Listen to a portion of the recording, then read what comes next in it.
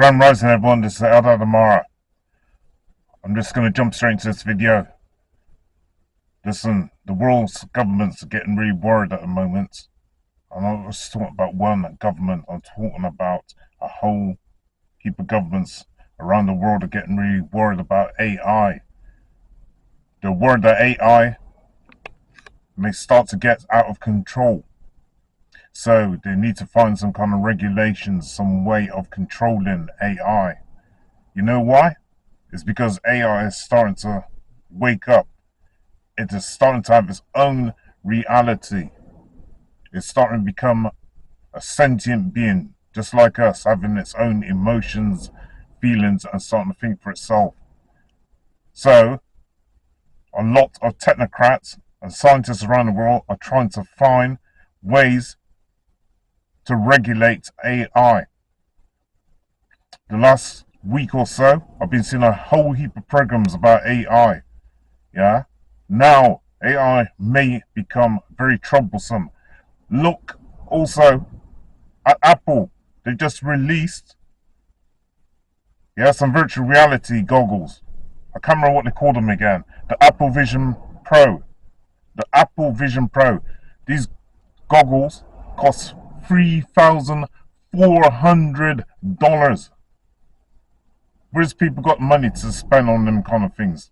And they will spend it. But where they find the money to spend on them kind of things when they ain't got enough money to even feed their children themselves?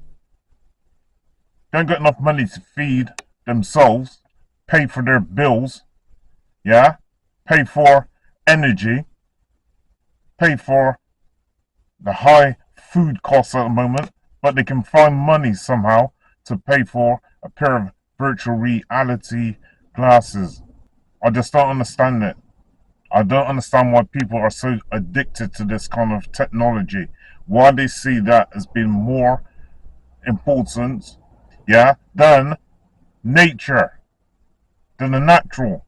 They want to go into this virtual reality world. I don't understand it.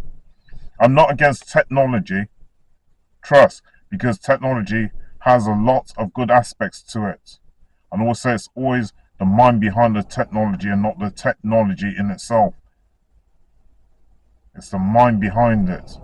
Technology can be used for a lot of good things, and it has been used for a lot of good things, such as to help to cure diseases. To help cure diseases. To help in things like education.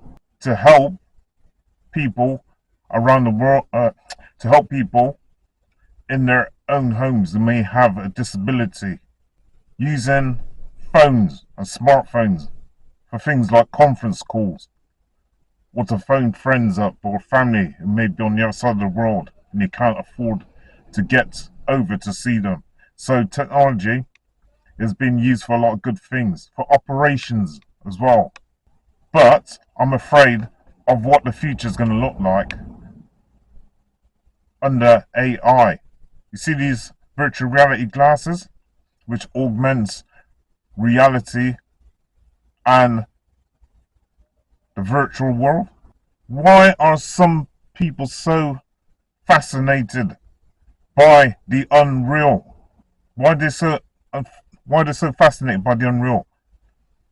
Apparently you could use your eyes to move things on this virtual reality screen. All you need is to use your eyes and your hands to be able to move images and to switch from one mode to another.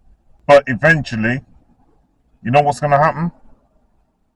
I keep saying about this touchless world they're trying to create. People won't even bother to go outside. They won't bother to go into their gardens. They won't bother to go out into fields. They won't go out into nature, full stop. And why is this?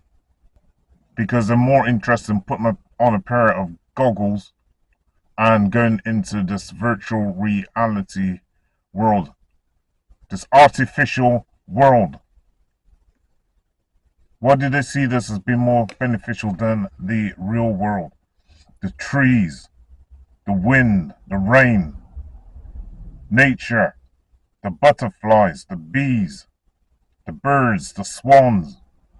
They want to give up all of that to go into some virtual reality world. In actual fact, you know what, in the future, people won't be coming out of their homes. They'll be stuck indoors all day with these goggles on their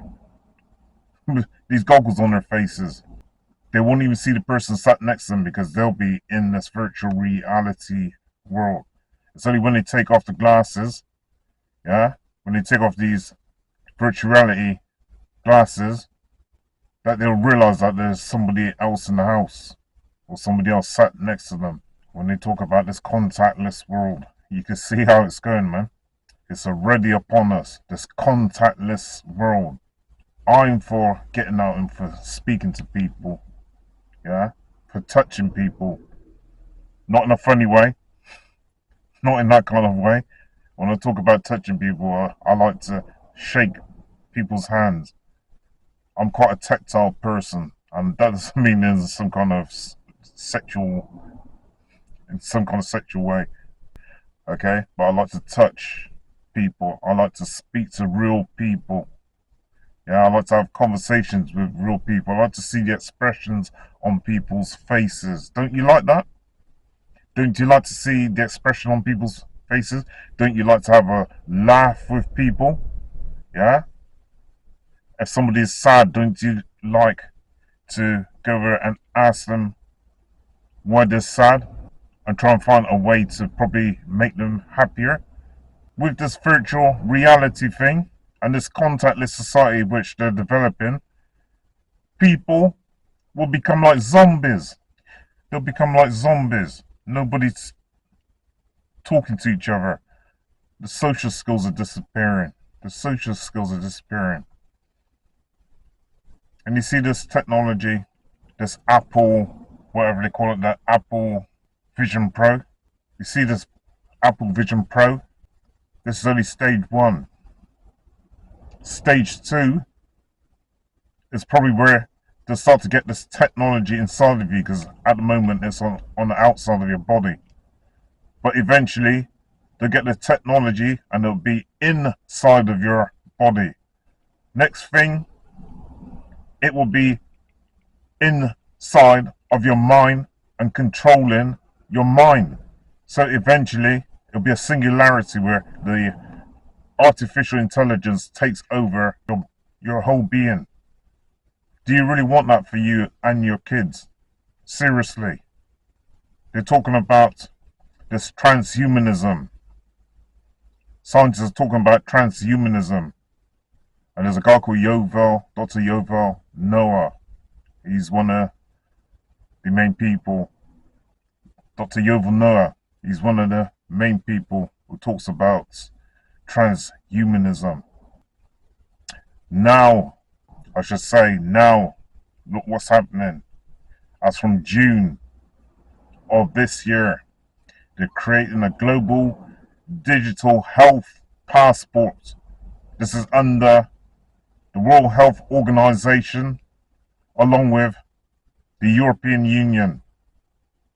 They're merging together and they're creating a global world health certificate. They call it a Global Health Digital Health Certificate Network or something like that. Soon, you might not be able to travel, and all your private life will become no longer. Soon your private life will not be yours. Everything you think is private will become public. It will become public. You won't be able to travel so easily. They're trying to create these smart cities as well now. These smart cities and these 15-minute cities where you can't travel outside of these smart cities unless you've got certain permits. They claim that these smart cities will have everything in it that you need, so you don't need to travel outside of it. Sorry, but I gotta say it, man. How evil is this? How evil is this? They've been trying all this out anyway from that time we had the BAP in 2020. They've been trying all this out. They try out various different things. And this 15-minute city, right, was also a former under the BAP. Under the BAP. You just imagine. Soon, you'll be like living like a prisoner in your own house. In your own 15-minute city. Like it's almost like some kind of camp. It's wrong. It's wrong.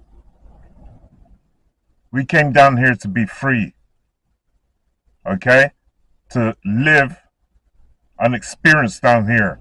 Not to be controlled by other people, other beings. I'm going slightly off a point, but all these points interconnect. Because this digital age and this digital technology is starting to take over almost everything, every aspect of our lives. You go to a shop and there's no cashiers in the shop, right? You got some automated service, automated checkout service. You go to some petrol stations and it's the same. No human beings there. No human beings to talk to. You get onto certain services online and it's not even a human being you're talking to. Right? It's not a human being. It's an avatar.